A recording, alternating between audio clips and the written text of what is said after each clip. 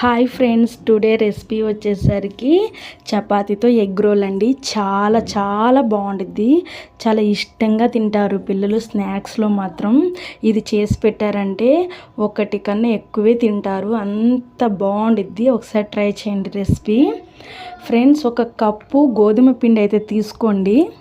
మీరు చపాతీలను బట్టి మీరు పిండి అనేది తీసుకోండి. తీసుకున్న తర్వాత దాంట్లో తగినంత ఉప్పు వేసుకొని కొంచెం కొంచెంగా వాటర్ వేసుకొని చపాతీ పిండిని కలిపేసుకోండి. మరీ గట్టిగా కాదు, మరీ లూజ్గా కాకుండా కలుపుకోండి. చూసారు కదా, పిండి మంచిగా ముద్దలాగా చేసేసుకొని కొంచెం ఆయిల్ వేసేసుకొని ఒకసారి మళ్ళీ కలిపేసుకొని పిండికి ఒక 10 to 15 minutes రెస్ట్ అనేది ఇచ్చేయండి. చూసారు కదా, రెస్ట్ ఇచ్చాక పిండి నేను నొక్కుతుంటే ఎలా ఉందో అంత మెత్తగా అంత బాగుండాలి. ఎంత పిండి కలిపితే అంత బాగుంటాయి చపాతీలు అనేది.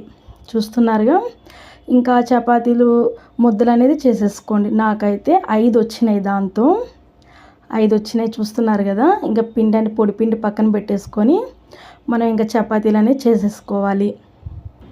చపాతీలు మనం ఏ విధంగా చేసుకుంటామో ఆ విధంగా పొడి పిండి చల్లుకుంటూ చపాతీలు అనేది చేసుకోండి. నేను వీడియోలో చూపిస్తున్న విధంగా అయితే చపాతీలు అనేది చేసుకోవాలి. చూస్తున్నారు కదా, చపాతీ ఏ విధంగా చేశాను. తర్వాత ఒక కత్తి తీసుకొని, ఒక చాక్ తీసుకొని నేను వీడియోలో చూపిస్తున్న విధంగా మీరు చేసుకోండి. అప్పుడు మనకి లేయర్గా ఫామ్ అవుతుంది చపాతీలు. అప్పుడు మంచిగా మనకి చపాతీలు వస్తాయి. మళ్ళీ పిండి వేసుకుంటాము, అలాగే చపాతీలా చేసేసుకోవాలి. చూసారు కదా, తర్వాత పుదీనా కొత్తిమీర కట్ చేసి వేసుకొని నేను 3 eggs అయితే తీసుకున్నాను. మీకు ఎన్ని ఎగ్స్ పడితే అన్ని ఎగ్స్ అయితే తీసుకోండి. ఎగ్స్ తీసుకున్నాం కదా, అది మొత్తాన్ని కలిపి పక్కన పెట్టేసుకోండి. కొంచెం సాల్ట్, కొంచెం గరం మసాలా మీ కాడ ఉంటే వేసుకోండి, బాగుంటుంది.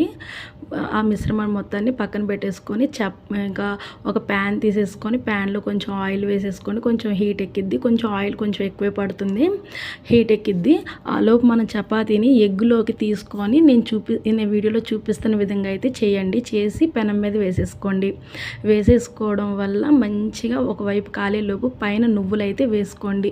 హెల్త్కి మంచిది కాబట్టి నువ్వులు వేయడం వల్ల కలర్ఫుల్గా ఉంటే పిల్లలు కూడా తీసుకుంటే బాగుంటుంది.